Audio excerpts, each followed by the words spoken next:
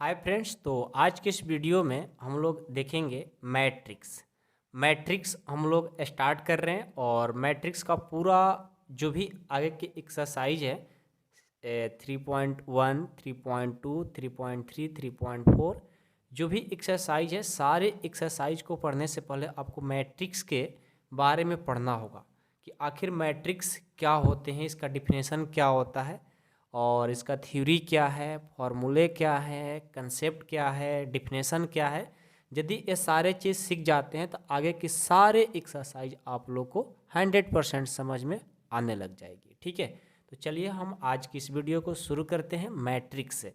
सबसे पहले हम इसका डिफिनेशन सीखेंगे, उसके बाद इसमें रो कॉलम क्या होते हैं, सारे चीज़ एक एक करके आपको सिखाएंगे। इस वीडियो को देखना नहीं भूलना है, 100% अंत तक देखिए, आपको कोई भी क्वेश्चन आगे की बनाने में दिक्कत नहीं होगी। ठीक है, चलिए शुरू करते हैं। सबसे पहले मैट्रिक्स, तो हम आपको मैट्रिक्स का पहले डिफिनेशन समझाएंगे। ठीक है, कि आखिर मैट्रिक्स का डिफिनेशन होता क्या है। ओके, तो देखिए मैट्रिक्स का जो डिफिनेशन होता है, if number of arrange in horizontal and vertical line with square या rectangle.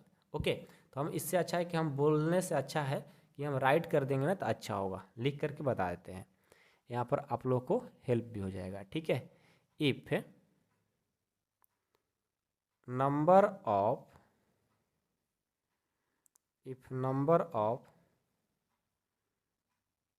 Arrange in horizontal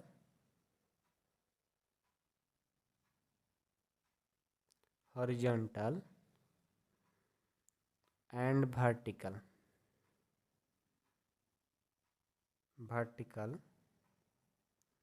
line with a square या rectangle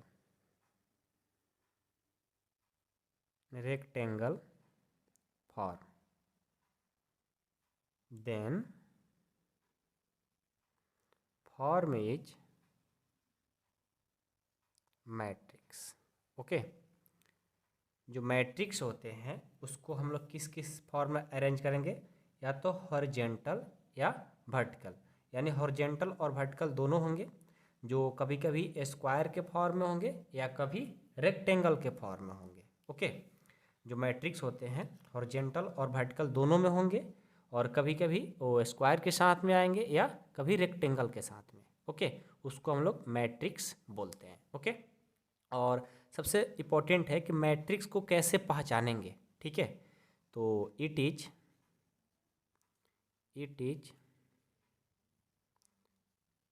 डिनोटेड एज, ऐसे करके और ऐसे रहेगा, इसको हम लोग क्या बोलेंगे, मैट्रिक्स।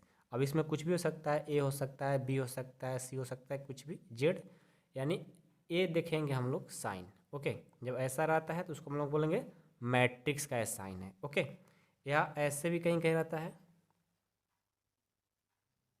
ठीक है, एक बड़ा सा रहेगा और एक छोटा सा रहेगा, यानी ऐसे भी रह सकता है। तो हम लोग पहचानेंगे कि हाँ ये मैट्रिक्स में गिवन है। ओके, जैसे आपको हम एग्जांपल से समझाने की कोशिश करते हैं। ठीक है, एग्जांपल ले लेते हैं, थोड़ा आप लोग को और अच्छे से समझ में आ जाएगा, क्योंकि अभी शुरुआत है। अच्छे से पढ़ेंगे तभी तो आगे क्वेश्चन सारे बनेंगे हमारे। तो ए इजकल टू 2 3 1 4 6 7 8 9, ये जो है ना, ये क्या है, एक रेक्टेंगल फॉर्म है। किस फॉर्म में है, रेक्टेंगल फॉर्म में। अब ये कैसे पहचानेंगे, अब ये आपको सारे चीज़ हम बताने वाले हैं। ठीक है, ये रेक्टेंगल फॉर्म में है। और आपको ऐसे भी हो सकता है, ए इजकल टू 1 2 3 4 5 6 7 8 9, ये भी क्या है, एक स्क्वायर फॉर्म में है। तो देखो स्क्वायर फॉर्म क्या है, स्क्वायर फॉर्म है, स्क्वायर मैट्रिक्स भी बोल सकते हो। ठीक है, स्क्वायर फॉर्म, इसको देखो, इसको हमने बोला कि ये रेक्टेंगल है, और इसको हमने बोला स्क्वायर फॉर्म है। आखिर ये क्यों, तो आगे की जो कंसेप्ट आने वाली है रेक्टेंगल फॉर्म क्या होते हैं और स्क्वायर फॉर्म क्या होते हैं हम चर्चा करेंगे, ठीक है। तो वहाँ पर आप लोग के समझा देंगे, लेकिन आपको सिर्फ अभी ये देखना है कि मैट्रिक्स का डिफिनेशन क्या होता है और मैट्रिक्स को किससे डिनोट किया जाता है, इतना सीखे ना, बहुत अच्छा।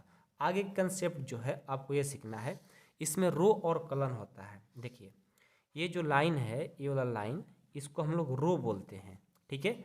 और ये जो लाइन है ऐसे वाला, इसको हम लोग कॉलम बोलते हैं, ठीक है। तो ये सीखना बहुत ज़रूरी है। ये है आपका रो R1 और ये R2, मतलब फर्स्ट रो सेकेंड रो।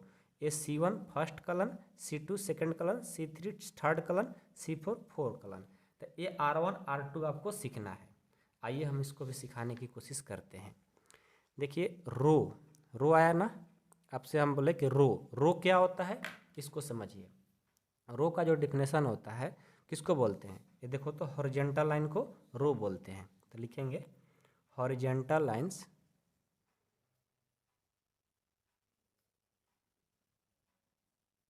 Horizontal line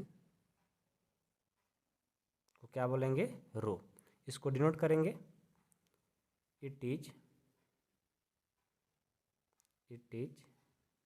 denoted as R आई।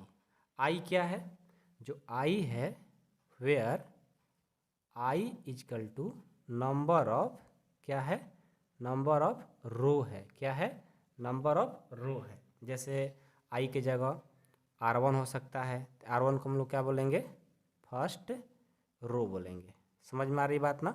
जैसे R2 हो सकता है, R2 को क्या बोलेंगे, सेकेंड रो बोल सकते हैं, ओके। देखिए रो किसको बोलेंगे, जो हॉरिजॉन्टल लाइन है ना उसको हम लोग क्या बोलेंगे, रो बोलेंगे। जैसे ये देखो हॉरिजॉन्टल लाइन है, तो इसको हम लोग क्या बोलेंगे, रो बोलेंगे, ओके। तो रो को, यानी रो किसको बोलेंगे, हॉरिजॉन्टल लाइन को। और रो किससे नोट करेंगे, आर आई से। जो आई है वो नंबर ऑफ रो होता है, आई की जगह कभी 1 हो सकता है, 2 हो सकता है, 3 हो सकता है, ठीक है। जो कि सारे हम चीज़ आपको दिखा दिए, ठीक है। ये तो था रो के लिए। अब इसमें एक कलन का ही बात कहें ना आपसे, तो कलन देखो, कलन, कलन का जो डिफिनेशन होता है किसको बोलते हैं भाई साहब, कलन जो बोलते हैं उसको हम लोग वर्टिकल लाइन को बोलते हैं। किसको, वर्टिकल को, वर्टिकल लाइन को क्या बोलते हैं, वर्टिकल लाइन। वर्टिकल लाइन क्या है, ये वाला C1 C2 C3, ये क्या है, वर्टिकल लाइन है। और वर्टिकल लाइन को हम लोग क्या बोलेंगे, कलन, ठीक है। तो वर्टिकल लाइन में क्या होता है, वर्टिकल लाइन को सबसे पहले हम डिनोट करना सिखाएंगे। किससे डिनोट किया जाता है, it is denoted as, it is denoted as C J. किससे, सी जे से। अब जे क्या है, वेयर, वेयर जे जो है नंबर ऑफ कलन है, नंबर ऑफ क्या है, कलन, ओके। तो जे की जगह क्या क्या हो सकता है, C1, C1 का मतलब, C1 का मतलब हुआ फर्स्ट कलन, C1 का मतलब फर्स्ट कलन। C2, C2 का मतलब सेकेंड कलन। समझ के बातों को ना, तो ये जानना बहुत ज़रूरी है, ठीक है। तो आपको उम्मीद करता हूँ कि हॉरिजॉन्टल यानी रो और वर्टिकल यानी कलन, ये दो चीज़ आपको समझ में आ गई होगी। अभी तक आप लोगों ने मैट्रिक्स का डिफिनेशन, किसे रो बोलेंगे, किसे कलन बोलेंगे, रो को कैसे डिनोट करते हैं, आई क्या होते हैं, जे क्या होते हैं, ये सब चीज़ें सीखे ना। अब चलिए आगे बढ़ते हैं। इसमें ऑर्डर ऑफ मैट्रिक्स होते हैं, ठीक है। ऑर्डर ऑफ मैट्रिक्स जानना बहुत ज़रूरी है, ठीक है। ये थोड़ा सा हटा देते हैं, आपको सबसे पहले सिखाएंगे ऑर्डर ऑफ मैट्रिक्स। अगला जो कंसेप्ट है ये सीखिए, ऑर्डर ऑफ मैट्रिक्स। ये क्या होता है, ध्यान से सुनिएगा। ऑर्डर ऑफ मैट्रिक्स जो होता है वो क्या होता है, वो होता है I into J. I into J, order of matrix क्या होता है, आई इंटू जे। अब आपसे कोई पूछ दे आई क्या है, तो आपको पता है ना कि नंबर ऑफ रो, आपको अभी पीछे पढ़ा है। आई जो होता है नंबर ऑफ रो होता है, जो जे होता है वो होता है नंबर ऑफ कॉलम। क्या होता है, नंबर ऑफ कॉलम। समझ में आई बात। ऑर्डर ऑफ मैट्रिक्स किसे बोलेंगे, आई इंटू जे को। आई जो होता है नंबर ऑफ रो होता है, और जे जो होता है नंबर ऑफ कॉलम होता है, ठीक है। आपको हम कुछ एग्जाम्पल से बताने की कोशिश करते हैं, थोड़ा समझिएगा। ओके, एग्जाम्पल समझिए। जैसे ए इजकल टू 2 3 1 4 7 7 9 8 7 6, ये है ना। अब यहाँ देखो, इसको इस ऑर्डर को कैसे लिखेंगे? इस ऑर्डर को लिखने के लिए it's order I into J, order को आई और जे में लिखा जाता है। तो आई देखो, तो जो हॉरिजेंटल है 1 2, हॉरिजेंटल कितना है 2 इंटू, ये देखो तो 1 2 3 4 5, वर्टिकल कितना है 5, यानी इस ऑर्डर जो है 2/5 के फॉर्म में है। समझ में आई बात ना? ये जो ऑर्डर है किसके फॉर्म में है? 2/5 के फॉर्म में है। समझ में आई बात? तो ऐसे ऑर्डर लिखा जाएगा। जैसे आपको नेक्स्ट एक एग्जांपल देते हैं कि ए इजकल टू 4 6 7 8 2 3 है। अब इसका ऑर्डर लिखना होगा, तो कैसे लिखिएगा? इट्स ऑर्डर इजकल टू क्या होगा? First row, second row, third row, यानी 3 रो है, 1 कॉलम 2 कॉलम, 3/2, ऐसे लिख देना होगा। ये होता है ऑर्डर। तो उम्मीद करता हूँ कि आपको अब ऑर्डर लिखने आ गया होगा। ठीक है, आगे बढ़ते हैं। जैसे बहुत ही इम्पोर्टेंट नोट है, इस नोट को कभी भूलना नहीं है। ठीक है, इस नोट को कभी नहीं भूलने का। क्या है note? Number A for square form के लिए, ठीक है, स्क्वायर फॉर्म में मान लो स्क्वायर फॉर्म में जब मैट्रिक्स रहेगा तो उस टाइम पे रो और कॉलम क्या होंगे? इक्वल होंगे। याद रखिएगा, स्क्वायर फॉर्म में मैट्रिक्स क्या होते हैं कि नंबर ऑफ रो जो है वो इक्वल होगा किसके? नंबर ऑफ कॉलम के। जब भी आपको दिखे कि स्क्वायर फॉर्म में दिया है तो वहाँ पर समझिए कि नंबर ऑफ रो और नंबर ऑफ कॉलम दोनों इक्वल होंगे। ठीक है, और एक और हो सकता है फॉर रेक्टेंगल फॉर्म, एक स्क्वायर हो सकता है और एक रेक्टेंगल फॉर्म हो सकता है। तो उस कंडीशन में क्या होता है, जो नंबर ऑफ रो होता है, ठीक है, नंबर ऑफ रो होता है not equal to number of column के इक्वल होता है। ठीक है, स्क्वायर फॉर्म में दोनों इक्वल होगा और रेक्टेंगल फॉर्म में दोनों इक्वल नहीं होगा। ओके, बात समझ में आई ना? चलिए, इतना तो कोई दिक्कत नहीं है ना। चलो देखो, अब आगे हम पढ़ते हैं। अगला कंसेप्ट कहता है, ये बहुत इंपॉर्टेंट है। ओके, ध्यान देना। अगला कंसेप्ट जो है ये ट्रिपल स्टार डालकर लिखिएगा, क्योंकि इससे आपका एक्सरसाइज 3.1 में आपका क्वेश्चन है। ओके, कि number of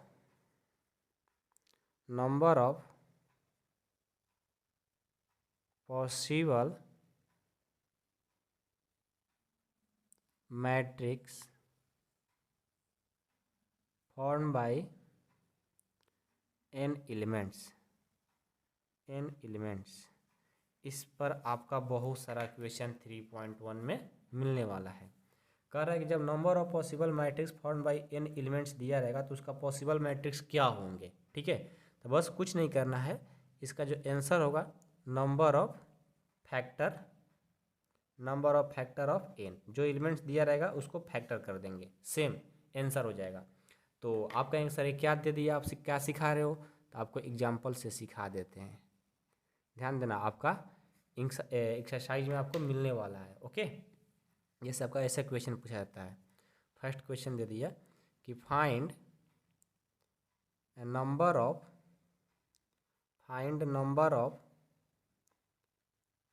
possible matrix having, first question A 18 elements है और इसका बी जो है मान लो कि 12 एलिमेंट्स है।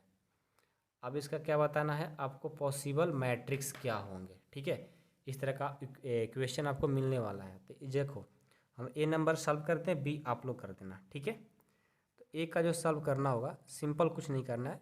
नंबर ऑफ एलिमेंट्स कितना है? 18, तो लिख लो नंबर ऑफ एलिमेंट्स कितने हैं 18। ओके, तो नंबर ऑफ क्या पूछा है, number of possible matrix, number of possible matrix. Okay, तो क्या हो जाएगा, इसका आपसे बोले हैं कि जब भी आपको n एलिमेंट्स दिया हो बस उसका number of factor of n कर दो। तो क्या लिखेंगे, नंबर ऑफ फैक्टर ऑफ 18 का ना, तो 18। तो क्या हो जाएगा, नंबर ऑफ फैक्टर क्या हो जाएगा, लिखो number of factor is equal to क्या होगा 1 इंटू 18, और क्या हो सकता है नंबर ऑफ फैक्टर 18 का 1 इंटू 18 हो सकता है, और 18 इंटू 1 हो सकता है फैक्टर इसका, और 2 इंटू 9, और 9 इंटू 2, और क्या हो सकते हैं 6 इंटू 3, 3 इंटू 6, ये हो सकते हैं 1 2 3 4 5 6। नंबर ऑफ फैक्टर कितने होंगे 6 पॉसिबल मैट्रिक्स होंगे। ओके, तो इस तरह का आपका मिलने वाला है आगे क्वेश्चन। ठीक है, जैसे अब सेकंड में बी में जो है 12 का बताना है। ठीक है, 12 का बताना है ना, तो 12 में क्या करना है, इसका नंबर ऑफ फैक्टर निकाल दो। क्या क्या हो सकते हैं 1 इंटू 12 हो सकता है, और 12 इंटू 1, और 2 इंटू 6, 6 इंटू 2, 3 इंटू 4, 4 इंटू 3, और क्या हो सकता है, बस इतना हो गया नंबर ऑफ पॉसिबल मैट्रिक्स। तो आपका मिलने वाला है बहुत सारा क्वेश्चन, तो टेंशन नहीं लेने का। ओके, तो उम्मीद करता हूँ ये भी आपको समझ में आया होगा। नेक्स्ट देखते हैं, इसका टॉपिक जो है बहुत ही इंपॉर्टेंट है, उसको तो बिल्कुल स्किप नहीं करिएगा, क्योंकि उसको स्किप करते हैं समझिए कि बहुत कुछ आप लोगों ने छोड़ दिया। ओके, ये है फॉर्मेशन ऑफ मैट्रिक्स। ठीक है, ये जो टॉपिक है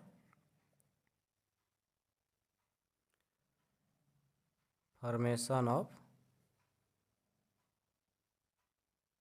मैट्रिक्स, फॉर्मेशन ऑफ मैट्रिक्स क्या है ध्यान देना।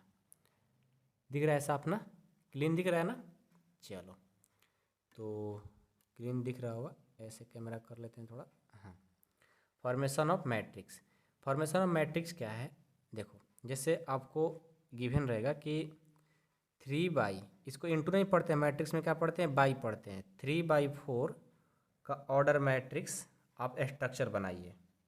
कितने का 3/4 का। कैसे बनाओगे, तो बहुत ही ईजी है, इसमें कुछ नहीं करना है।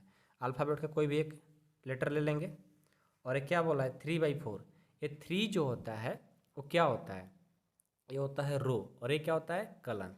तो देखो किसी भी मैट्रिक्स मतलब किसी भी ऑर्डर का मैट्रिक्स बनाना होगा, ठीक है, आपको स्टार्ट करना होगा A11 से, उसके बाद A12, उसके बाद A13, उसके बाद A14।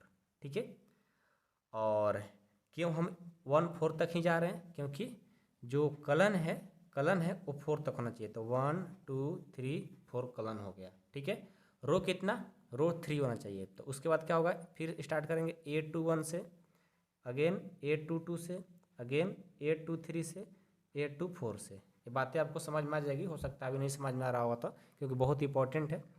देखो A24, उसके बाद क्या होगा, स्टार्ट करेंगे A31 से, A32 होगा, फिर A33 होगा, और A34 होगा। ये देखो हमने 3/4 का ऑर्डर हमने स्ट्रक्चर बना लिया। समझ में आ रही बातें ना, आ रही है ना, तो बनाने आएगा। जैसे मैंने आपको एक सेकंड दिया कि चलो अब 2/4 ऑर्डर का मैट्रिक्स स्ट्रक्चर बनाओ।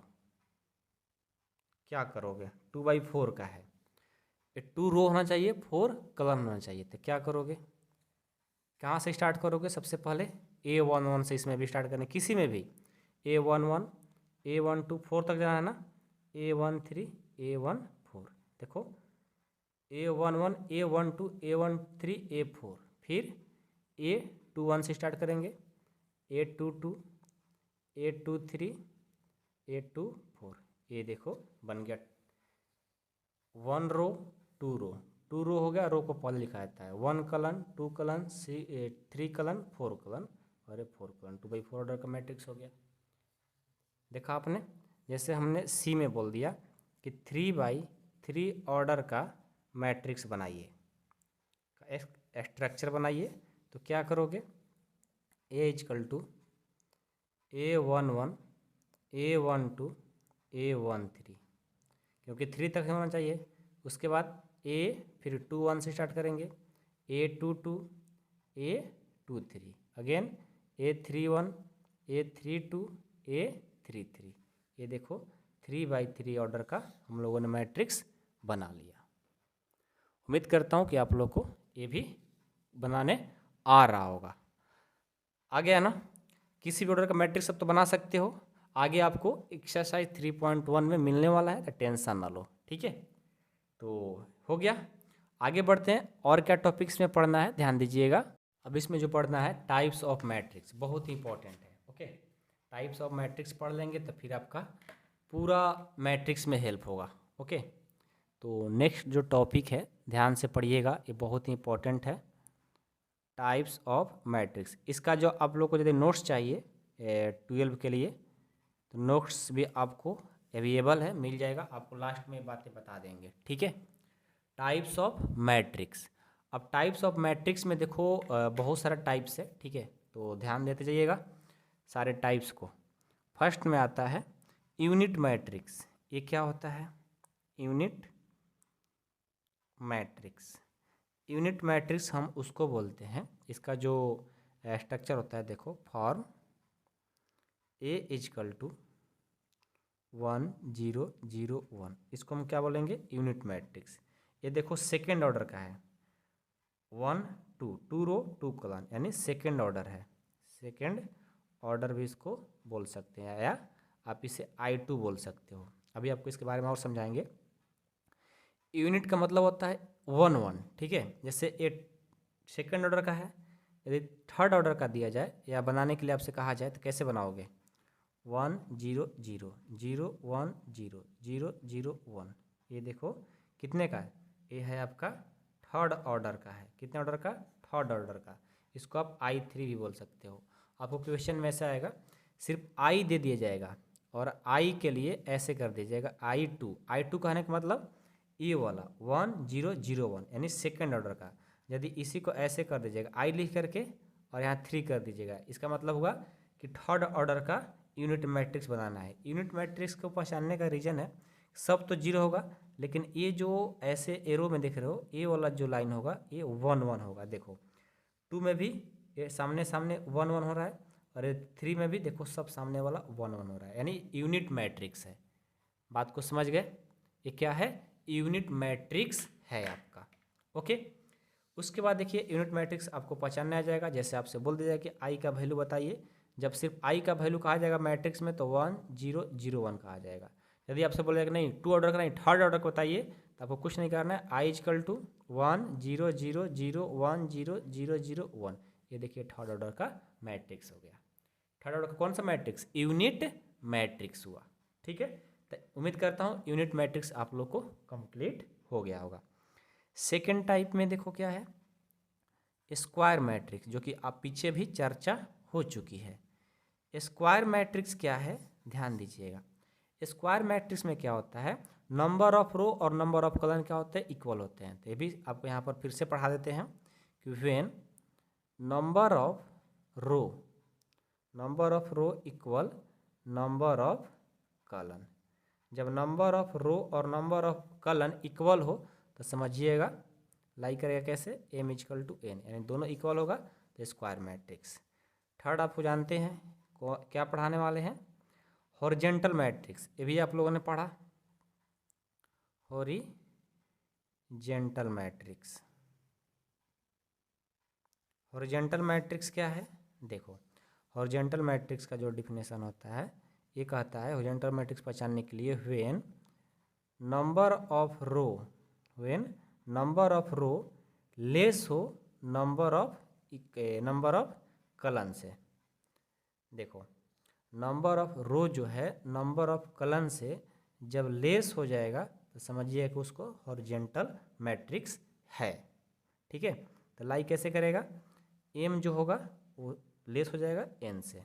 नंबर ऑफ रो को m से डिनोट कर रहे हैं, नंबर ऑफ कॉलम को n से, यानी जब m लेस हो जाएगा n से तो समझ जाना कि वो हॉरिजेंटल मैट्रिक्स है, या सीधा से कंसेप्ट पढ़ो कि नंबर ऑफ रो जब कम होगा नंबर ऑफ कॉलम से तो क्या है, horizontal matrix.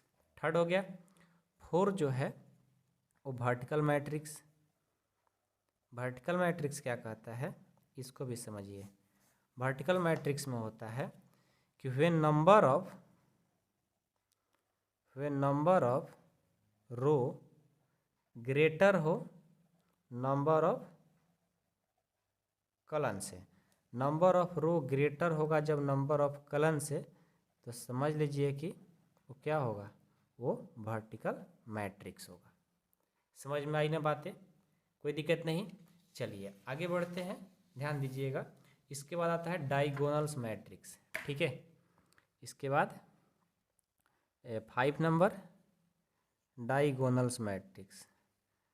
Diagonal matrix, diagonal matrix है, ध्यान देना, ठीक है। डायगोनल मैट्रिक्स में आपको दो कंडीशन बताएंगे, एक ए बी वाला और एक ए बी सी वाला। तो ए नंबर हिसाब से कहा जाएगा diagonals of A B C वाला, यानी 3/3 वाला। तो वो होता है A0 0 0 B0 0 0 C। ये देखो ए बी सी सामने सामने ए बी सी मिलना चाहिए, उसको क्या बोलेंगे, डायगोनल्स मैट्रिक्स, ओके। और बाकी सब जीरो हो जाता है। जैसे आपको बोला जाएगा कि डायगोनल्स ऑफ ए बी वाला, इसका मतलब क्या होगा कि A0 0 B सब जीरो, लेकिन सामने वाला ए बी होना चाहिए, इसको क्या बोल देंगे, diagonals matrix, okay. Next 6 number, ये देखो, ये बहुत आप लोग कम पढ़ने को मिलता है लेकिन हम पढ़ा देते हैं। Upper triangular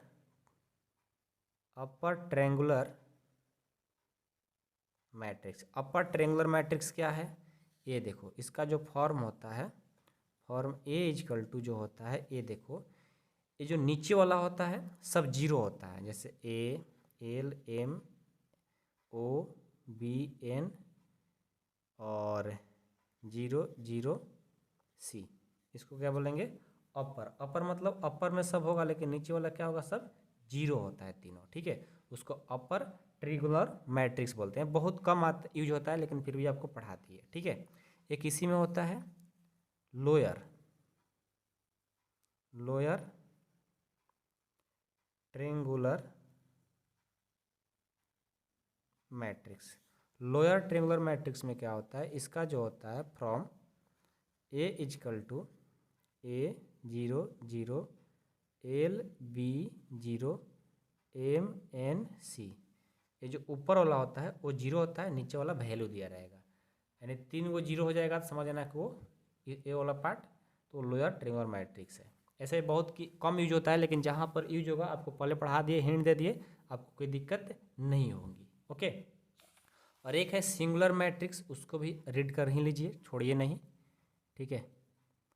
singular matrix, singular matrix जो होता है, इसका जो वैल्यू होता है, मान लो कोई भी स्क्वायर मैट्रिक्स रहेगा, ठीक है, और उसका जब हम लोग डिटर्मिनेंट निकालते हैं उसका वैल्यू जीरो हो जाएगा, उसको हम लोग सिंगुलर मैट्रिक्स बोलते हैं। और इसमें नॉन सिंगुलर मैट्रिक्स में कहा था जब डिटर्मिनेंट्स का वैल्यू निकालेंगे और उसका वैल्यू जीरो नहीं होगा तो नॉन सिंगुलर मैट्रिक्स। ये जब आपको पढ़ाएंगे क्वेश्चन तो वहाँ पर आपको बता देंगे, ठीक है। बस इतना समझो कि डिटर्मिनेंट्स जो है चैप्टर है वो 4 चैप्टर है और 3 में मैट्रिक्स है, तो 4 में जब पढ़ लेंगे तब ये बातें समझ में आती है। तभी आपको चर्चा नहीं करेंगे बट हिंट आपको दे दिए ताकि आपको कहीं पर कोई दिक्कत नहीं हो, ठीक है। तो उम्मीद करता हूँ कि सारे कंसेप्ट फार्मूला जो भी बताए आप लोगों को समझ में आया होगा। अब हम अगले वीडियो में इसका हम लोग एग्जाम्पल भी देख लेंगे ताकि कोई प्रॉब्लम ना हो, ओके। तो चलिए, वीडियो पसंद आए तो वीडियो को लाइक कर दीजिएगा, चैनल पर नए होंगे तो सब्सक्राइब भी कर दीजिएगा, दोस्तों में शेयर भी कर दीजिएगा, ठीक है। उसके बाद हम लोग एक्सरसाइज 3.1 को भी सॉल्व कर डालेंगे, ओके। तो और साथ में एक मोस्ट इम्पॉर्टेंट बातें जो बता देते हैं, यदि आप 12 का NCERT का, ठीक है, NCERT फुल मैथमेटिक्स पढ़ना चाहते हैं 1 से लेकर के 13 चैप्टर तक, आपको यदि वीडियो सोल्यूशन चाहिए तो आप मेंबरशिप में ज्वाइन हो सकते हैं। मेंबरशिप में बहुत सारे बच्चे ज्वाइन हो रहे हैं। यदि आपको ज्वाइन होना होगा तो 8383896119 पर आपको मैसेज करना होगा, ठीक है। व्हाट्सएप मैसेज कर दो या कॉल करके आप कैसे ज्वाइन करना है आप पूछ सकते हो। बहुत सारे बच्चे ऑलरेडी ज्वाइन हैं। यदि आप भी ज्वाइन होना चाहते हैं तो आप जरूर इस मेंबरशिप का प्रॉफिट उठाएं, क्योंकि इसमें देखो 499 रुपीज़ लग रहा है। यानी 499 में 1 से लेकर के 13 चैप्टर तक सारे एक्सरसाइज का वीडियो सोल्यूशन मिलेगा। कोई भी प्रॉब्लम होगा आपको अलग से भी डाउट क्लास भी दिया जाएगा, ताकि आपको कोई प्रॉब्लम हो तो आप पूछ सकें, ठीक है। ज्वाइन करना होगा तो आप जरूर इस नंबर पे कॉल करके या व्हाट्सएप मैसेज करके पूछ सकते हैं। आपको यहीं फ़ोनपे गूगल पे नंबर है। यदि आप बिना कॉल और मैसेज किए ही आप ज्वाइन करना चाहते हैं तो आपको कुछ नहीं करना है। इस नंबर पे पैसा पे करना है, फ़ोनपे गूगल पे या पेटीएम करके आपको उसका स्क्रीनशॉट सेंड करना होगा। यहीं व्हाट्सएप नंबर भी है, इसी व्हाट्सएप नंबर पर आपको सेंड करना होगा। आपको उसी टाइम ऐड करके आपको सारे एक्सरसाइज का वीडियो सोल्यूशन मिल जाएगा। कोई भी प्रॉब्लम नहीं होगा। मैथ में 100% आपको मैथ कंप्लीट करने की गारंटी दी जाती है। मिलते हैं नेक्स्ट वीडियो में। Thank you so much.